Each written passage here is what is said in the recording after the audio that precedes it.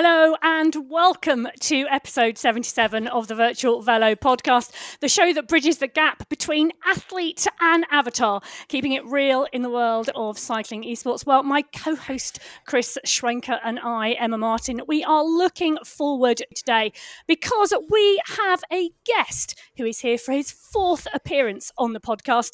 It is indeed Matt Smithson, Director of Esports and Game Operations at MyWhoosh.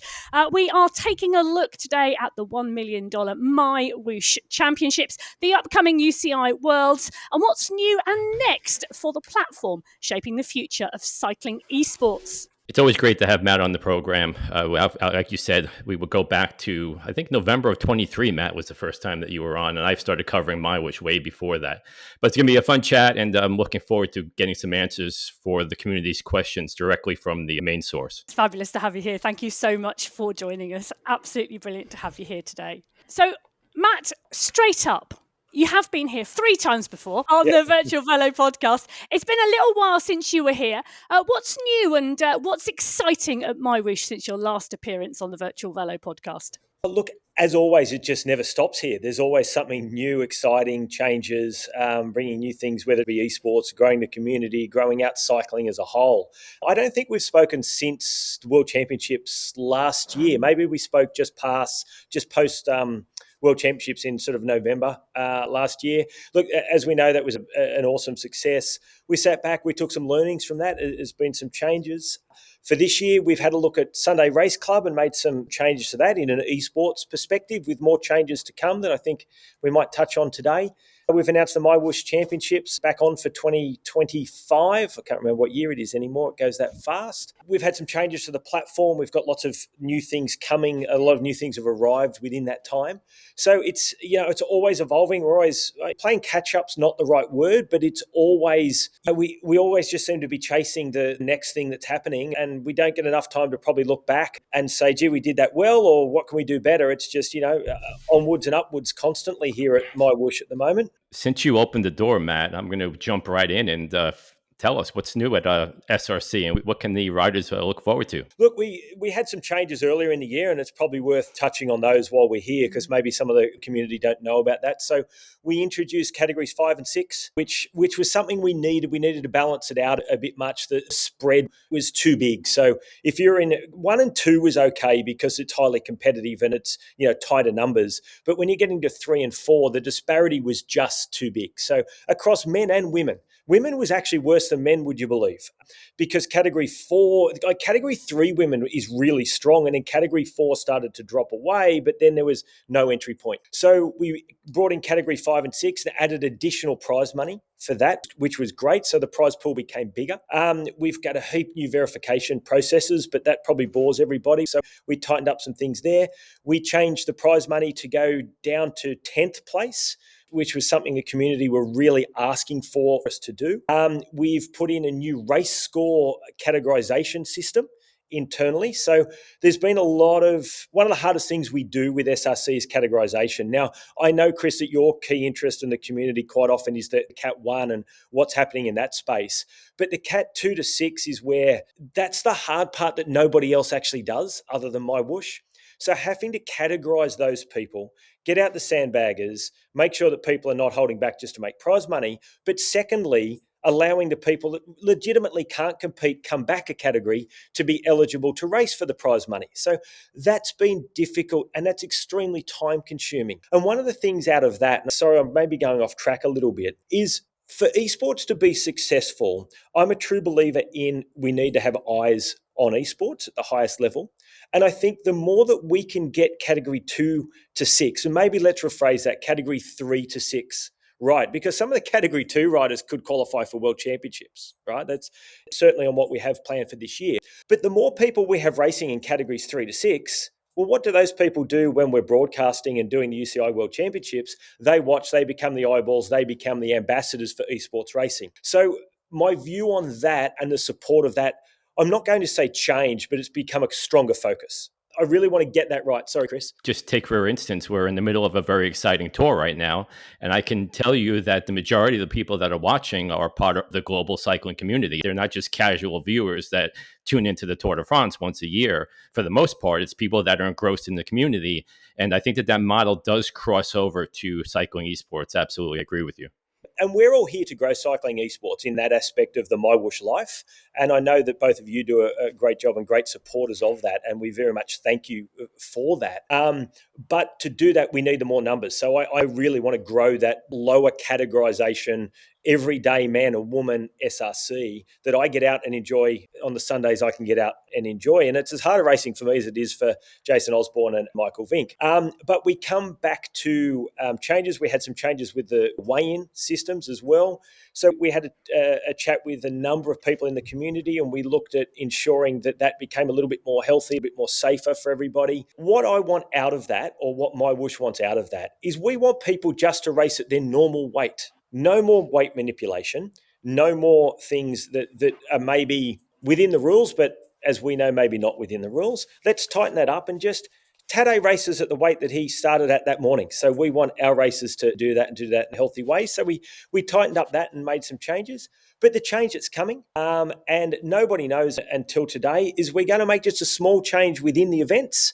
We're going to look to do some segments that will be first to the segment instead of fastest through the segments. So historically, SRC has always been, you get to the segment, people would sprint for it.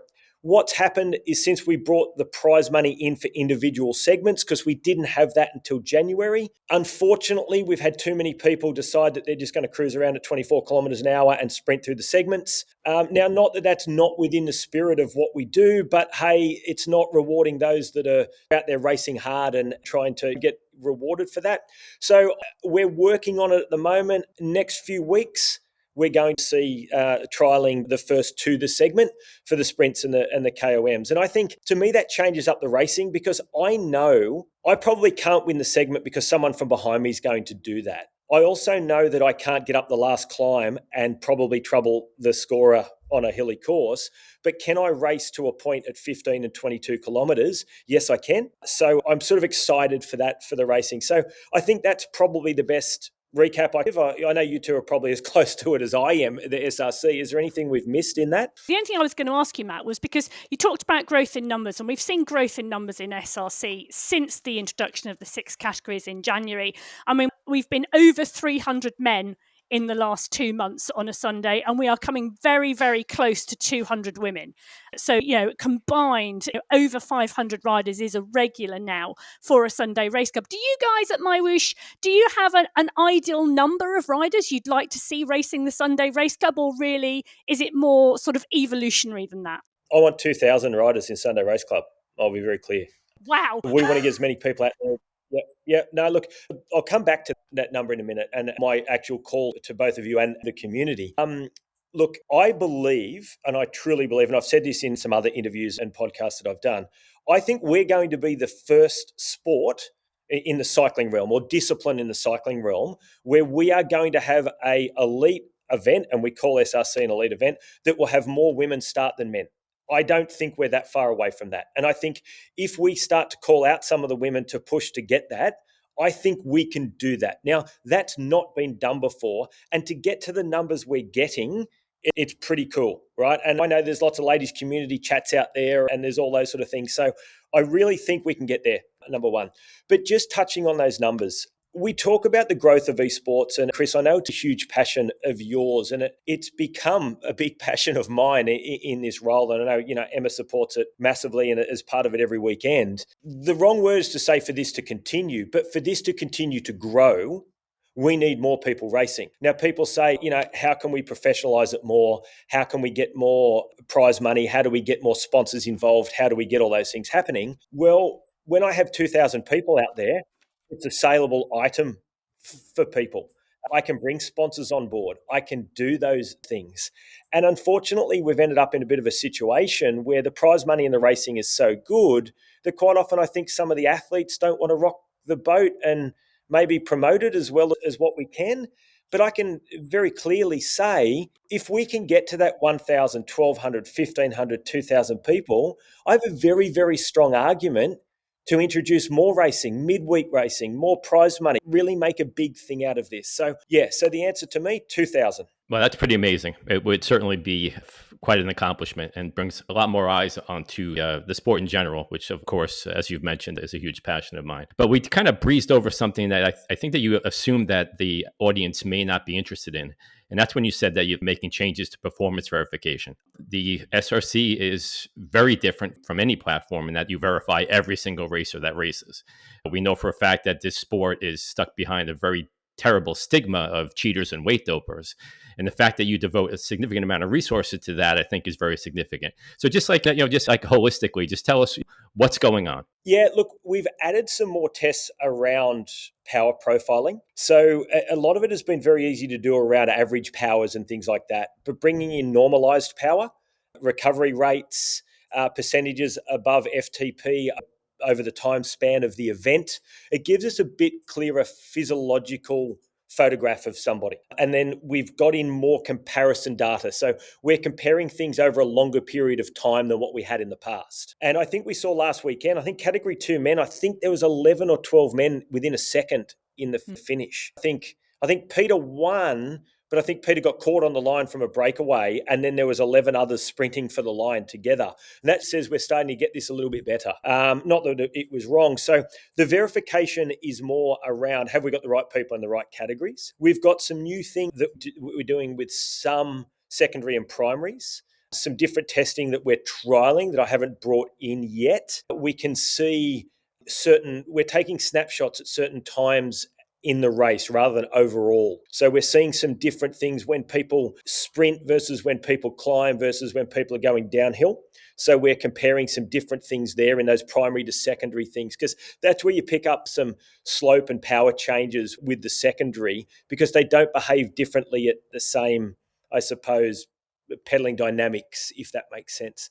I've also started to investigate with manufacturers how we can do this better. I have an offer on the table for an esports specific power meter. I don't know where that will go, but I've been approached by a major power meter manufacturer to look at standardizing this. So these things are happening in the background. So there's a lot of stuff going on in verification. And it's really interesting, that introduction, isn't it? Because it means that it's not just the platforms that are interested, it's also the manufacturers that are now seeing the future of cycling esports as well. We are. Look, we've always had great support by Elite, always. Marco and the team over there have always been great. They've supported the UCI World Championships. I'm not going to paint a great picture because they've sponsored the World Championships. Wahoo as well have been very supportive. Struggled with other brands. I'm not even going to mention their names because that's the limited number of support that we get from them. They are. I'm getting more traction in the power meter space, to be honest. Let's move on to the MyWhoosh Championship. It's a exciting event for cycling esports. When I covered it in 2023, it was a huge thing, never been done before, obviously. It put you guys on the map in a number of ways. It brought a lot of eyes. The press was all over it. Why are you bringing it back now? What are your goals? What do you hope to achieve? What are you looking for? Look, we skipped last year. Look, it was a decision. We just decided that the UCI World Championships just overrode the ability to actually execute them both well. That's why we missed last year. It wasn't anything other than a decision that the focus was going to be on UCI. We think we know how to do that this year a little bit better. We probably don't need the sheer amount of testing and things like that we want to do for year one. We've got a pretty robust plan how to deliver that. So it was bring back MyWhoosh Championships this year. Look, MyWhoosh Sunday Race Club is a little bit for the athletes, is a good way to say. We've changed the courses. We're trying to make it exciting. We're trying to do all those things. Not that we're not trying to do that in MyWhoosh Championships, but MyWhoosh Championships is MyWhoosh, right? It's proudly MyWhoosh. It's hard. It's hard to finish, let alone hard to race. Yeah, so, I'm going out and hopefully I get to ride it this year. We'll just see what happens here. And my wife's the same. And Rod, that does our physics and dynamics, he wants to line up. And our goal's to finish. Our goal's not to, we're not going to make any money out of this. But, there's a day for the men where we go up Mount Fuji. It's 80 odd kilometres. I'm going to be out there for 3.5, 4 hours, right? It's a challenge. And I always liken it to, whether it's the Tour de France or I take the Le Mans 24 hours or those sort of things, there's a story that's built within every car and every person at every racer at the Tour de France. There's a story that evolves over that time. And I think we don't get that story enough as average cyclists. We get to build our story over those 7 or 8 days. So that's one thing that I think, and it's a great community piece for us. Look, it's great to put us on the map. I'm sure we'll touch on today the direction of our new campaigns and growth and things like that, hopefully. But it's a really good way for MyWhoosh to be at the forefront of what we're doing, showing we're still here, showing the expertise of what we have, hopefully bringing new people across to the platform for the first time. Because funny, I actually went back through the start sheet of 2023 a couple of weeks ago, and I would say 95% of those men and women that haven't been caught out for cheating are still racing Sunday Race Club. It was really funny. I looked at the team that I was in. I was in category 2 back then, by the way. I don't know whether I'll get 5 or 6 this year. So it's really about challenging our athletes, challenging the sport, but it's also about challenging MyWhoosh. Okay, so there's a really important piece here. We want to push the envelope of our capabilities. So to put on a 7-day event, which is 8 days with a rest day, to calculate the points of hopefully 500-600 people, to calculate the time for all of those people, to push Emma and Matt to commentate for that period of time, to push the athletes to continue on with the event, to stress our verification system, to troubleshoot things that happen. So there's a big piece from our perspective in this makes the Formula One racing, it makes cars better, right? So there's that aspect to it as well. And it's also, in a way, a reward for the athletes that have supported us throughout it and can finish it. Because I can tell you the kit that's going to get sent out, or the pack, it's worth doing it just alone without the prize money. So, I'm looking forward. It's funny, though. I was, as we spoke before we started, I had a little holiday recently, and I had one of the rejected jerseys that we're going to send out in one of the photos I posted on Instagram. I think I got about 120 messages.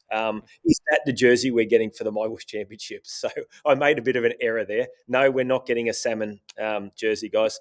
That one was a leftover, and I thought it looked nice on me. So yeah, that's where we're at with MyWhoosh Championships. Look, it's just testing everything, everyone, and rewarding people, ability to make some more money for the people that do race and support us. Because, look, let's be honest, if you haven't been a regular SRC rider, it's going to be difficult to get through this and very difficult to probably win any substantial prize money. Well, it's really interesting you say that you were looking through the 2023 start sheets, because I still have the entire road book, all the maps with all my annotations on from commentary in 2023 and those start lists. And you're right, there are a number of riders that are still riding and racing. And I think actually over the stage race will race better than we see them race in the Sunday Race Club. There's 1 or 2 riders in both the men's and the women's I know go better multi-day bigger rides. It's going to be really interesting. Back in 2023, Matt, 79 women started the MyWhoosh Championships, 124 men started the MyWhoosh Championships. You've already got, and this was as of earlier on today, just before we went on air, 584 men signed up and 207 women signed up. So already some significant potential growth in numbers over those 2 years. Though I have to say, and I am going to ask the question, the one question I get asked a lot, so I'm going to put it to you, is do we know the start time of the championships? No, we don't. We don't. Or when will we know? Probably another week or two. Look, there's a number of aspects that we're looking at to address with getting the right start time. Part of it is to look at the mix of athletes and where the entries are from and try to get the best start time for. So I think people are missing that. I think we're not hiding anything. We're sort of looking at the best way to do this to fit in with everything concerned, to have it fitted in with the time zone that we're at. We've got the right team here to support that. If I put it on at 9 a.m. here, that disadvantages someone somewhere else. We do it at 4 p.m. here, it disadvantages my team because they're going to be here till 1 a.m. verifying and doing those sort of things. So yeah, give me another week. Yeah, it's definitely a fair question. We have to admit that. Okay, but another question I want to ask you is, the stages obviously are epic. The event's going to be epic. And like you said, some of the guys are going to be out there and gals are going to be out there for excess of 4 hours on some of those stages. But I sat in the audience while you were up on stage when you announced the UCI Cycling Esports World Championships, and your vision then, and you mentioned that to us on several occasions, was that you didn't want to bring outdoor cycling indoors. The MyWhoosh Championship is a virtual Grand Tour. Yes. Right? Yes. How does that align with your vision for the future of cycling esports? Look, I think at the moment, and I've actually thought about that, Chris, so that's a really good question. I think at the moment, the only choice that we have in order to bring something that challenges, I think, the riders and the people at the moment, until we get, I think, more gamification and things like that in place, I think I don't agree. I don't want to bring outdoor indoor. And the more I think about that, the more we still are probably doing that. Even the UCI is still doing that to a point. It's a little bit of a different aspect on, it's a bit of a different lens. It's becoming a different discipline in the way that you prepare for it. But the racing is still very similar. So I think that's a code that we still need to crack open a little bit more. But just coming back to wanting to make this difficult and hard and reflect Grand Tour time and all of those things, I think for that perspective, and SRC is similar, that is predominantly outdoor racing indoors. Okay, I tell you what, let's take a little shift. Let's move on to talking about the UCI Cycling Esports World Championships, because the MyWhoosh Championships in August is not the only set of big events happening on MyWhoosh in August. Those qualifying events for the World Championships are also taking place. How are things progressing behind the scenes? Are you on track to deliver an event even better than 2024? I hope so. Yeah. Yeah, look, we are. So, in relation to the actual world, the world's now been built, finalised, approved, etc. So, it's a brand new world that we're doing with that sort of African style of theme. If I'm maybe speaking a bit too much there, to align with what's happening with the UCI and support for those regions. So, it's a pretty cool jungle sort of theme, and I've seen a few zebras and Aztec style things, and all sorts of jungle and outback, and it looks pretty cool. So the world's built. Where at the moment we're testing the point systems that we're putting in place.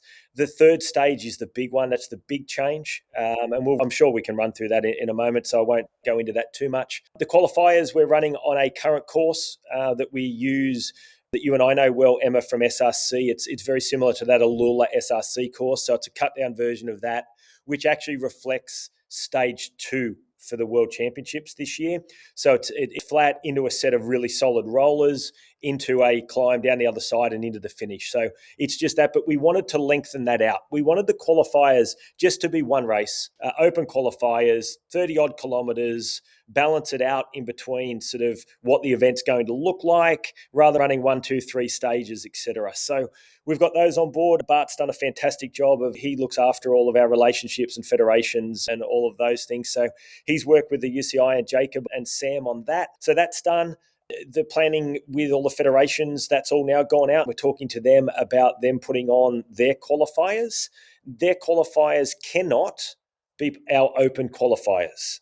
So I want to just touch on that for a moment. There's a few people that think that they can just go, well, we'll take our people from that event. That's not the plan of the open qualifiers. The plan of the open qualifiers is for people that don't make their national teams or have a federation that do not have allocations, etc., to them, as it was last year. So I know there's one federation that believes that they can just say, well, the top 10 out of that are qualified. I have no dramas with looking at that if they want to have a chat to me around it. But the problem is going to be, if some of those riders qualify in the top 10, I then have to manage a roll down as far back as I can to get those people to the semi-final. And that's not the intent of what we're trying to do.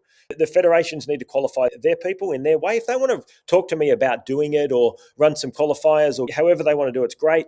But these are for, the people that don't think they'll get picked by Australia and, nab one of those top 10 spots. So I'm going to go out there and try to change, because I'd love to pull on a jersey in that semi-final, like plenty of people who never thought they'd represent their country got to do last year. That's the intent of that. So that's up, ready to go. The semi-finals will reflect the full final this year. We didn't use stage 1 last year, but the intent, I'll say intent now, is to run it across the 3 stages, because stage 1 this year is a little bit more involving. The trainers have been built, tested with UCI and MyWhoosh and Elite at their facility, and I believe that they're off to be verified through the UCI's process at this point in time. So that aspect's done. Space 42 Arena has been booked. The tagline, I think, this year is called Drop the Watts. The artwork's been done. The bright lights are being built. So, yeah, we're all in. But the cool thing is the broadcast is going to be totally different as well. Hey, there's lots there to unpick, isn't there? The question is, where do we start?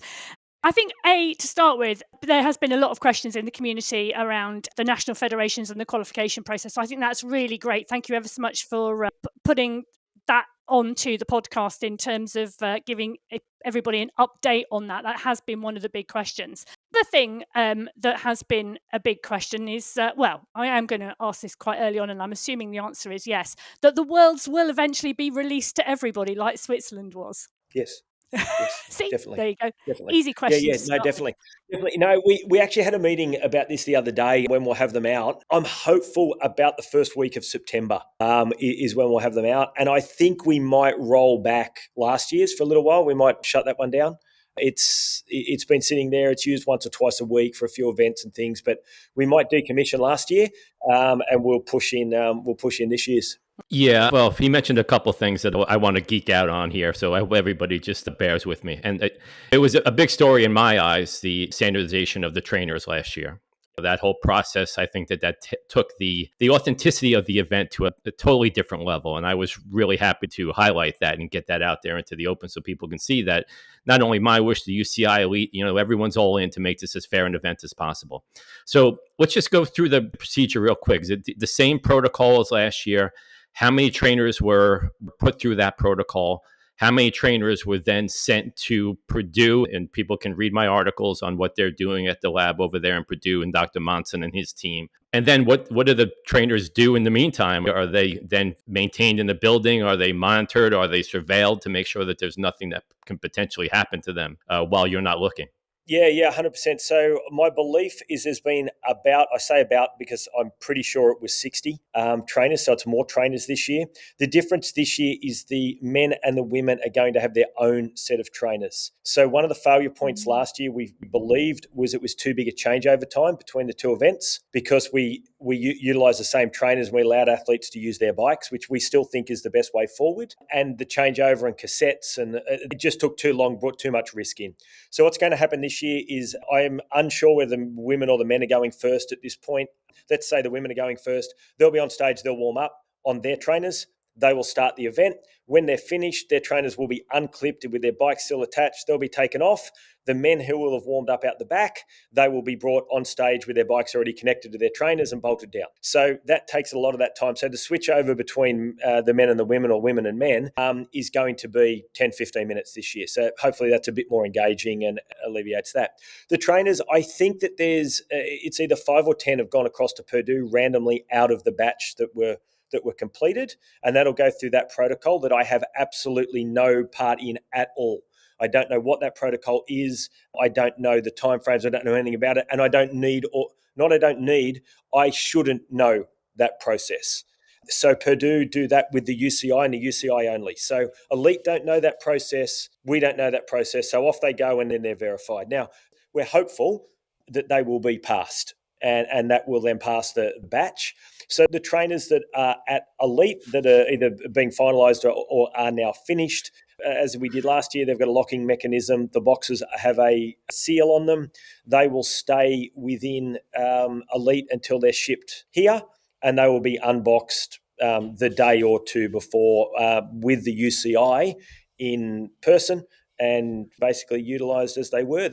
It's funny, we built a big new facility here, and the trainers from last year are sitting in the room behind me that people can come in and use. So at least we get to utilise them again. Yeah, it's pretty great. So then just to be clear, the trainers that are going off to Purdue are basically just to monitor the protocol and to basically a best practices to follow up on what the UCI and elite and you were doing in that protocol. I believe that the plan is that they are randomly selected from the group of 50 or 60 trainers. They then shipped over. They go through their tests. If those trainers pass that test, then they're saying, yes, those trainers as a whole group pass that test. If they fail, all the trainers fail. That's where I believe that we're at. I understand. Yeah, it certainly is. The thing that's really significant about that is that they're independent. Yes. And I've tried to get Dr. Monson to answer some questions for me, and he wants to hear nothing from me at this point. So he's like, I can't say anything, and if I could, I wouldn't. I've got no idea what they do over there. And we've got more time this year. So we didn't get this done until late August, September last year, by the time it was sort of finalised, where this year we deliberately built in time in case there is any problems. There wasn't last year, but we've got more trainers going over than last year. We've got more trainers in total. So, yeah, we've been on top of this one quite early this year. And then those will then be randomly assigned to racers in a similar process to last year. Yeah, we'll just draw them out of a hat or however we do it. I think UCI did it last year. Yeah. You did mention the changes to the weigh-in procedure and what your philosophy was with that. That was a major topic of conversation while we were in Abu Dhabi last year. I don't want you to tell me the specifics of it, but can the racers expect a different policy this year? Yes. Look, last year was an interesting one. I had so much going on, I didn't actually hear any of the chat about it, Chris. I'll be honest. It's only in the months after I started to hear some of the things. Yeah, no, it definitely changed. Look, I think last year it was, again, something we can improve upon. I think that there was part of it that it was just, we've just got to do this. It's our first time. How do we do it the best way and in front of everybody? And maybe didn't look at some of the other concerns that could come into that. I believe, and again, it is a UCI decision, not a MyWhoosh decision. I believe that the weigh-in will be as close to the start time as is possible. Yeah, no, a lot of the racers have asked me about that, and I know that that's something that's always asked. And I fully agree that that's the Rubik's Cube of this sport, getting that right. So we can certainly, if it's all an experimental process, and we'll see how it shakes out. And look, I don't think there's a right answer yet, as you say. To me, there's two things in our sport that we need to get right, get standardised, and it's weigh-in procedure. We really think we're now leading the way on that. When we brought in these new things for SRC, which will sort of reflect into, that's one of the reasons why we brought it in SRC, because the closer to the event is what we want to look to do for UCI this year. So once we get, plus we've led that now. So the standardisation, when somebody comes into the sport in 2, 3, 4, 5 years, it will be, oh yeah, you weigh in 50 minutes before the event, right? And people will learn to manage around that. So we think we've taken the lead in that space, but we get standardised in that and standardisation in equipment, and we all move forward, I think. Okay, let's move forward, shall we, and take a little walk through those stages. So we were talking earlier on about the public qualification, and the format has changed. Now, you did infer that it is a shortened Sunday race cup, and I like to affectionately call it the Vessel Rock route, because that is indeed the name of the midpoint climb. And, you know, it is indeed. So 32.4 kilometres, 377 metres of ascent. Interestingly, there's 200 points available. It is a points accumulation in terms of who's going to collect the most points, as it is in the semis and the worlds. The only difference between the qualifiers and the semis and the worlds that I can really see that stands out is it's fastest through the segments, not first across the line. Is there a rationale and a reason for that one, Matt? I think it will move to fastest through the segment. The original plan for the UCI World Championships was to do fastest through the segment, and we've had a rethink on that. I still like it as an idea. I think it brings more inside racing versus outside racing by doing that. We've sort of made a little bit of a call to go, we're not going to do it that way. I think it's too hard for our newer audience to understand. So first two in the World Championships is how we're going to go, as we did last year. And the qualifiers, we may make that change. So just to be clear, the change would be to go first across the line in the public qualifiers. Yes. That aligns with the stage 2. Yes. Yeah, I agree with you. And that was a major question that was asked in the community also. So thanks for clearing that up. Yeah, and to be honest, those qualifiers were planned and went out when that was still the intent for the UCI event. So those qualifiers, to be honest, are MyWhoosh qualifiers. They're our pieces, so we can make those changes. I'll have a discussion with the team on whether we want to do that or not. We might run a couple that are and a couple that aren't. It doesn't really matter. It brings some different outcome and gives some different people different chances. Those qualifiers, to me, I hold them really close to my heart because they give people an opportunity that will never get an opportunity to represent a country to qualify for something. And to be honest, if by doing fastest through some segments allows some people that would not qualify by being first to the segment, and it gets them in a Great Britain jersey or an Australian jersey or whatever, let's let them have it. So, we might run a mix of the two, Chris. Now I'm thinking out aloud here, but, why not? Well, last year in the qualifiers, you had the 3 stages, and they weren't always the same stages that you used in the qualifiers. It was a bit of a mix and match there as well. Yeah, they were. It's just something different. Look, as I said, I think it's a cool way for, you've got to be a good bike rider, but you don't have to be an elite level bike rider to make it to, top 150 in the world. Like, my wife constantly gets around and tells everyone she's represented Australia and none of the rest of us have. And, she's the 99th best esports racer in the world. She is. She's got the certificate, so good on her. There's plenty of people out there like that.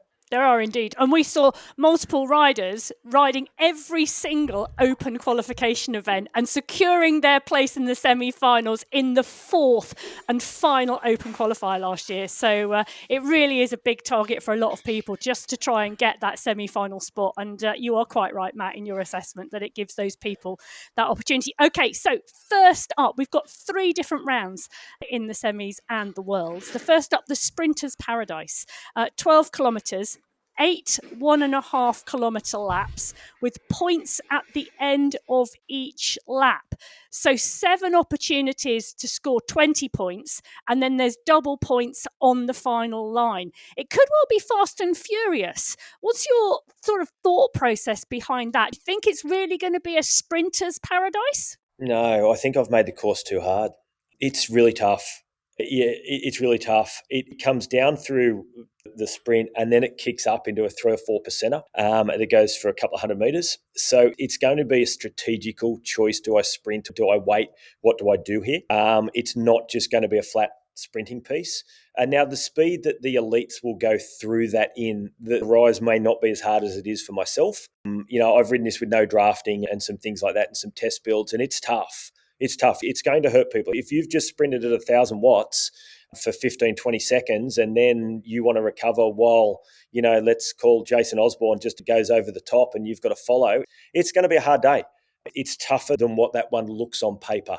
Last year, we experimented very much with that stage 1 and that one-off sprint and see what we could do. And there was parts of it that were great. I think what the men did was awesome. It was, but the women, they were all trying and there wasn't clear enough strategy and plan around that. So the change this year is to make that a really solid first stage. It may not be a sprinter's paradise, but it may very well be a very compelling race nonetheless. It's like one of these things where you want one thing to happen, but the unintended consequence may be just as favorable.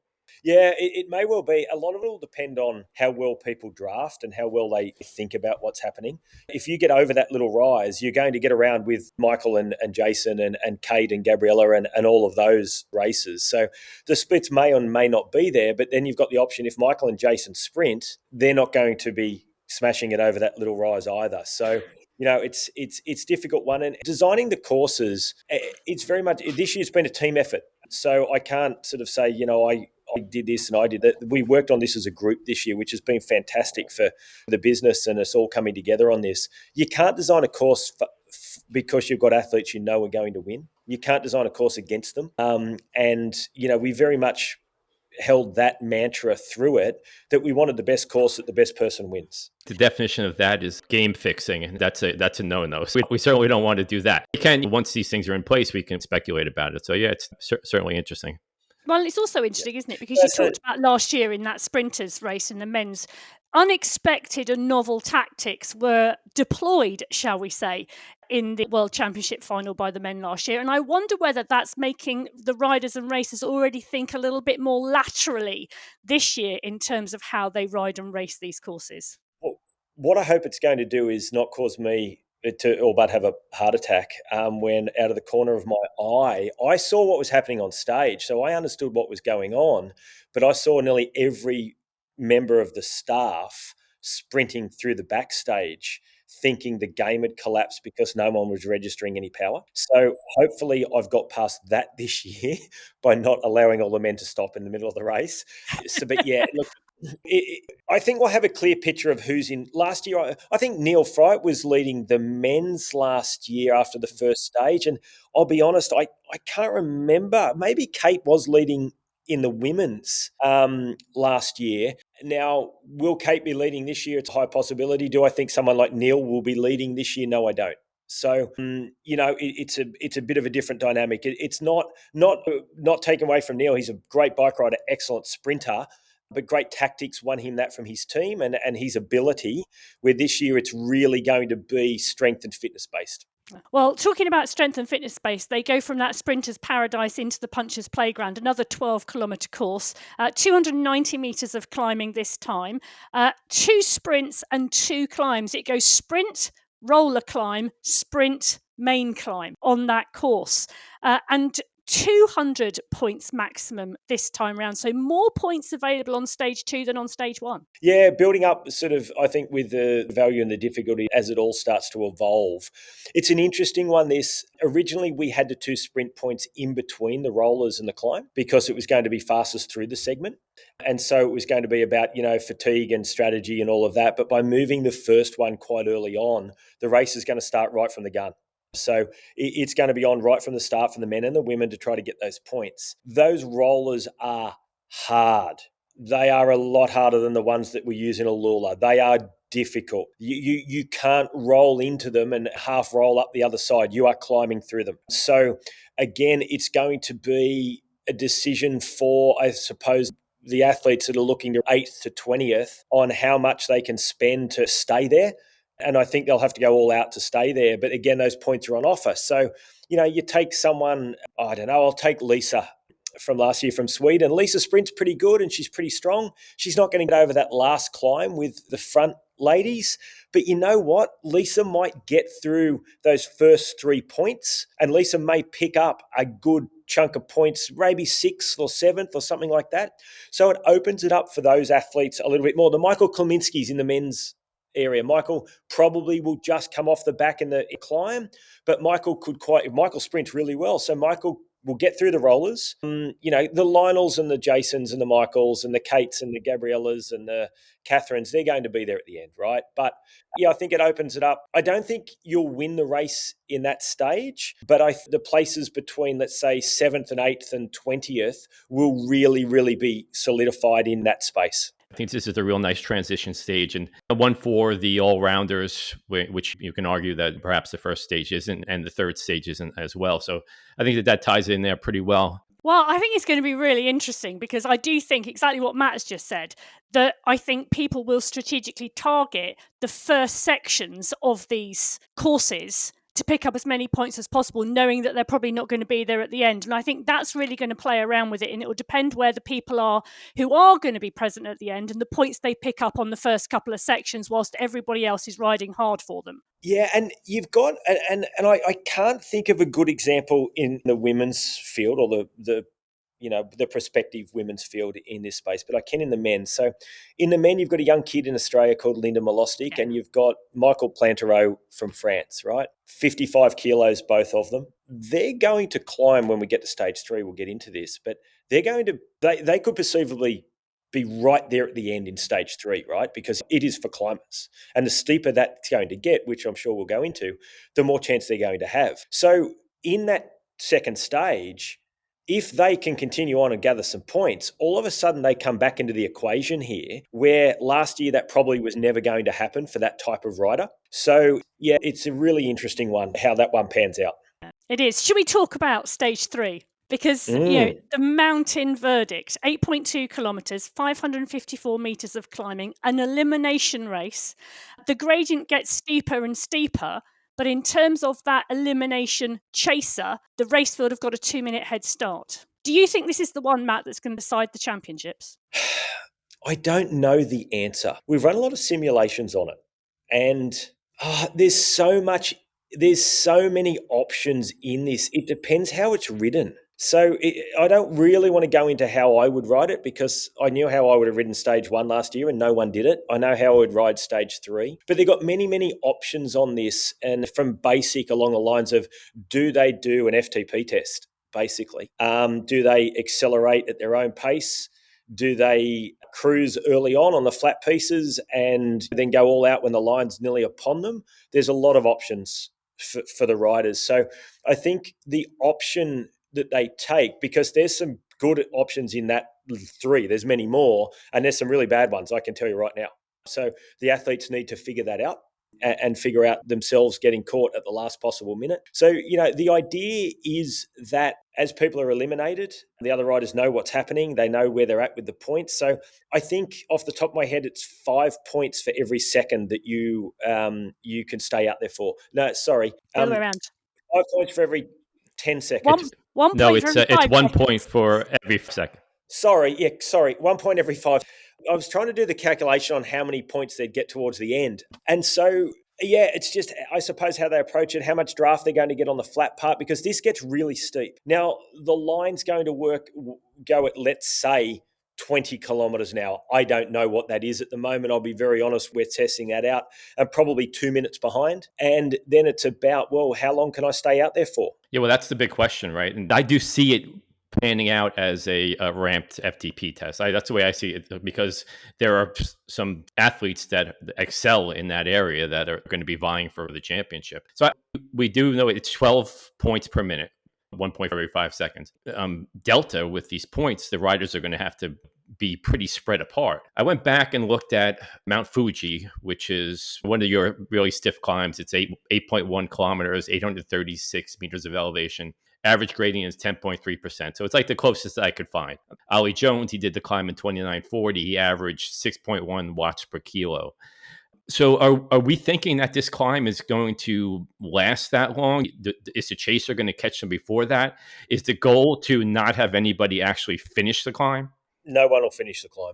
I don't believe they'll finish the climb. I think it'll be set. They're out there for somewhere around the 20-minute mark, and it will sort of take you within that time. You've probably got that amount of time to get there. Don't quote me on the exact 20 minutes, but it'll be pretty clear how long you've got to get to the finish line. I think they'll be caught. It'll be a different speed or time for the women. By the way, it won't be the same. So we'll get the same advantage or disadvantage for them. Look, it just depends on how it's ridden. Now, I think we've only raced that once or twice, that climb, but you look at endurance climb and the gaps are just huge when we do that. It's different to an SRC race because it's going to be make your decision on how you ride it. You're not necessarily racing it at that point. Are you racing the other athletes or are you racing the line? What's your decision? So, there's plenty of things to think about with this one. I think it'll be I'm hopeful it's exciting. That's the plan. This is an audience one. It's, how far behind is that line? Who's getting chased by it? I wish it was zombies or aircrafts or, doing something to take them out, abducting them like aliens. I don't know. I wish we could have done that, but it's where the sport's probably not ready for that just yet. But I just think it's something different. I think it'll be fun. I think it'll be hard. But we're going to have a worthy winner or winners again. Deep down inside, when I looked at the format, I almost thought that this stage 3 would work better as a stage 1, like a prologue kind of. We get some separation between the racers, and then they actually race it out with tactics and skill in the second and third. But if it comes down to the top 3 guys or the last 3 guys up on that climb, then it'll certainly make for compelling viewing at that point. Yeah, look, Chris, it's funny you say that. So the original plan, it was going to be stage 1. And when we started to model it out, I believe that the gaps are just going to be too big and there will be more than half of the field will be out of the race with no possible chance after stage 1 if we did it that way. I guess that's the art, right? That's why you go through these simulations and you can't really predict what's going to happen, but you want it to be as compelling as possible. And I think that enters into the discussion about the broadcast that you brought up a little bit earlier. You said you didn't listen to it, and I was in the arena, and I've mentioned numerous times on this podcast that the last 500 meters of that women's final was the most thrilling live event that I've been to. And I go to a lot of live sporting events here in the state. So you certainly nailed that. The thing that I was almost like disappointed or kind of like personally vested in the fact that didn't cross over to the broadcast. The people that were watching, they didn't get the same feeling that I had. It can happen. I think that it's a possibility. I think that can be the case. So is there something that you're doing to make that connection this year that you didn't do last year? Yeah, we have. So we've got some external esports specialists in already, and you'll see some improvements, certainly in the gameplay and feed in SRC already. We'll be trying some new things for MWC, presuming we can get them dropped in time. We're going to see a lot more of the athlete, a lot more data a lot more engagement. Now, look, last year, it's an interesting one, Chris. We all live and learn from this.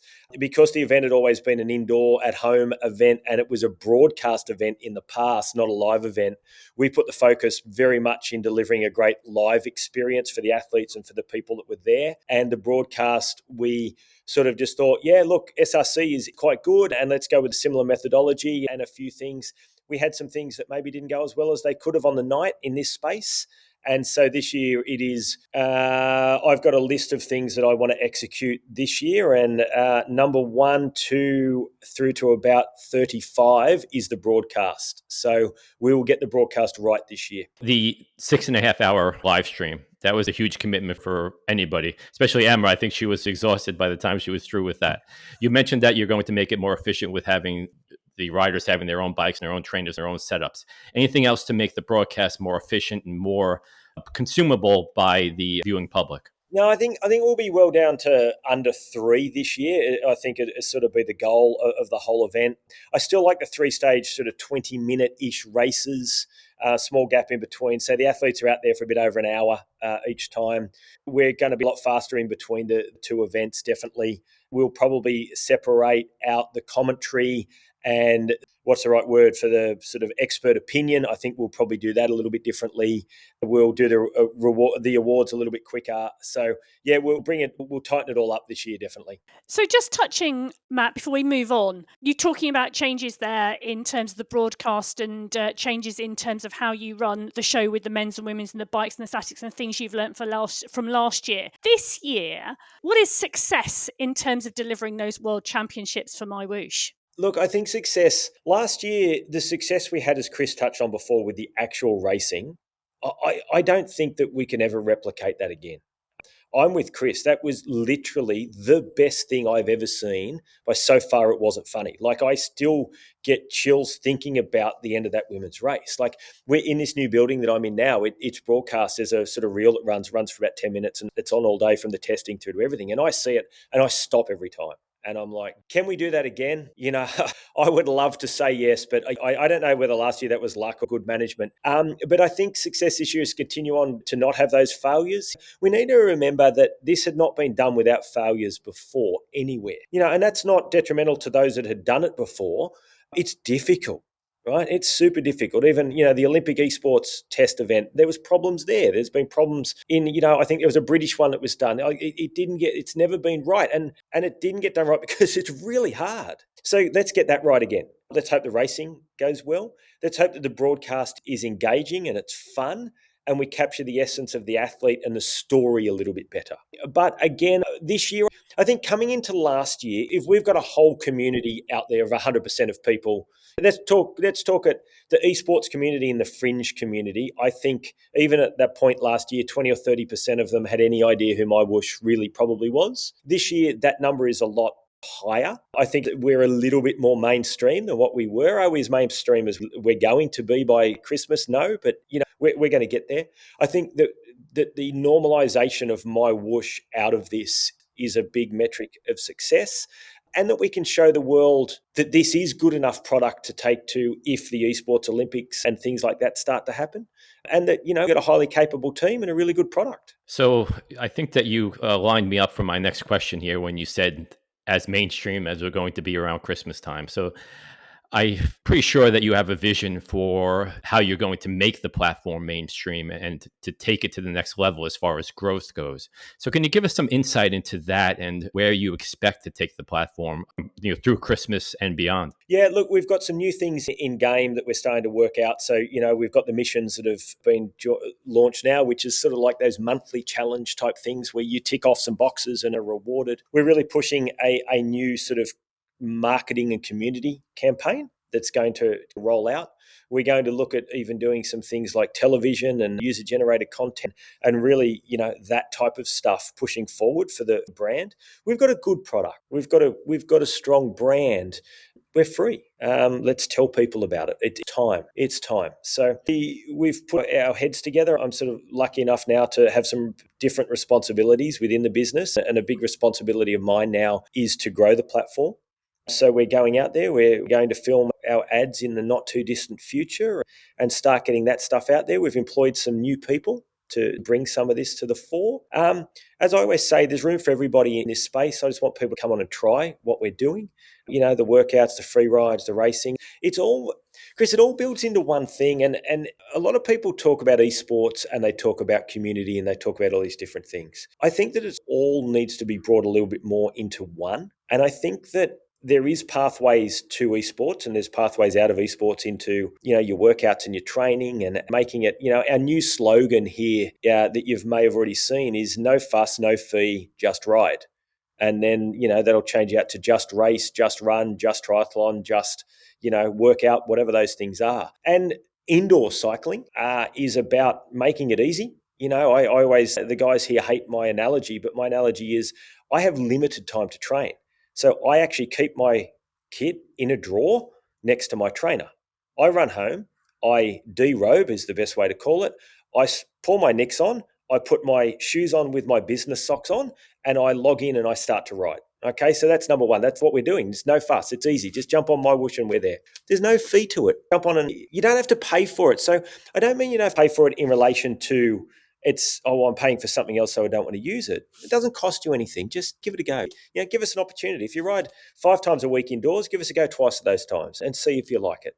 Have a look around. And then it's available. Just do all of those things. And they're the things that we have to offer in the platform. And I think it really sums up who we are and what we're trying to do. And as we always say, we're in an envious position in we can support people to get on their bikes. We can support them in different weather. We can support them however it is.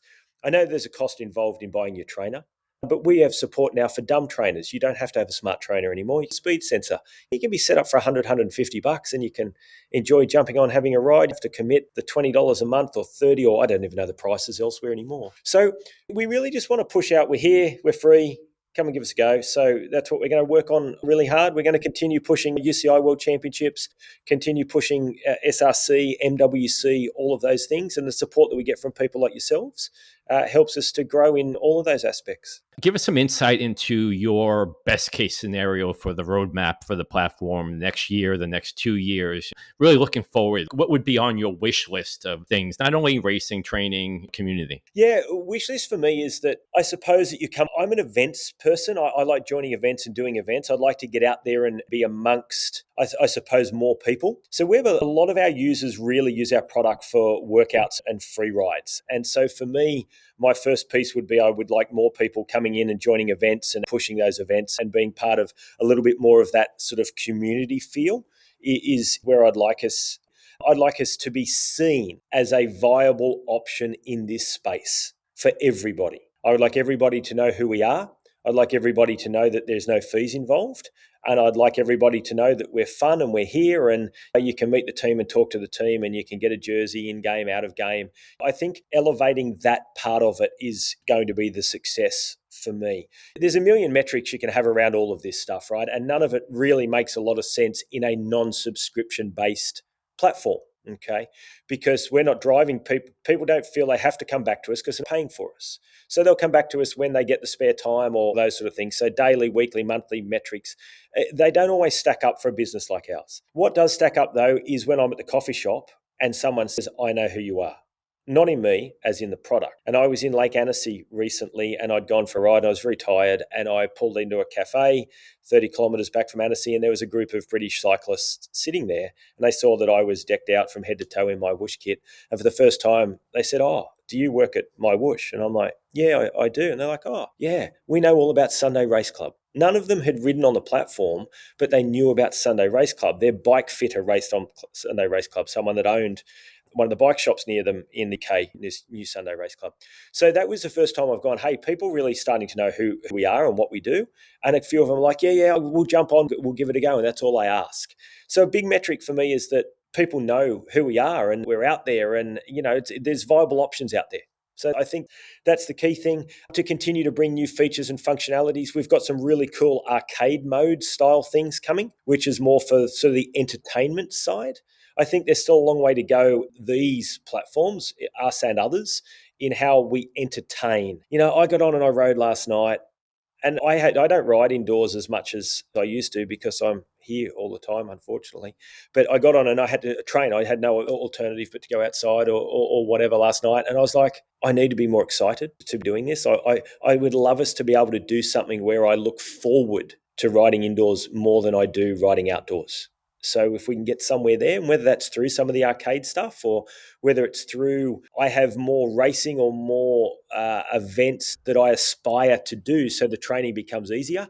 Because I just train because that's what I've always done. I don't think I even enjoy it anymore. But to be able to push some of that stuff back, but just being part of the community, growing, being out there, meeting people, being part of it. I certainly want to be out there a bit more. Our team want to be out there a bit more. We're going to be at events. We're going to have jerseys out there in society. I would love to go for a ride in a different country one day and I see someone in a MyWhoosh jersey. That'd be cool. I think it's a fab place to end. Looking forward to riding inside in the future and it being a really, really exciting and desirable thing to do. Matt, thank you so much for your time today. It's been absolutely fabulous to unpick. And we have unpicked so much. I can't believe how much we've got to talk about in the last hour or so. It's been absolutely brilliant. Thank you so much for joining us today. Well, you can subscribe to the Virtual Velo Podcast on your favourite podcast provider and, of course, on YouTube. You can follow me, Emma Martin, on Instagram at biking_Emma. You can follow Chris at the Zamunique. You can catch me putting words to the action this Sunday on the Sunday Race Club. Join us. It's great fun to watch as well as ride. Head over to thezamunique.com and please also become a member of the Escape Collective to join the conversation and support independent cycling esports journalism. We will have more interesting guests as ever from the world of cycling esports joining us. We have Training Peaks Virtual founder Dr. George Gilbert, Bike Terror founder Matt Gibbs, Canadian Cycling Esports National Champion Tiffany Penner, Swedish Road Race and Esports National Champion Mika Soderstrom. The guests are absolutely lining up and thank you so much for their patience with us here on the Virtual Velo Podcast. Thank you to Matt Smithson for sharing a fantastic, fascinating perspective on MyWhoosh, and thank you to you, our listeners, for joining us. Chris will remind you, as ever, to please take care of your heart. Get that coronary calcium scan should you need it. Me, as ever, take care, ride safely. We'll see you again soon. Goodbye.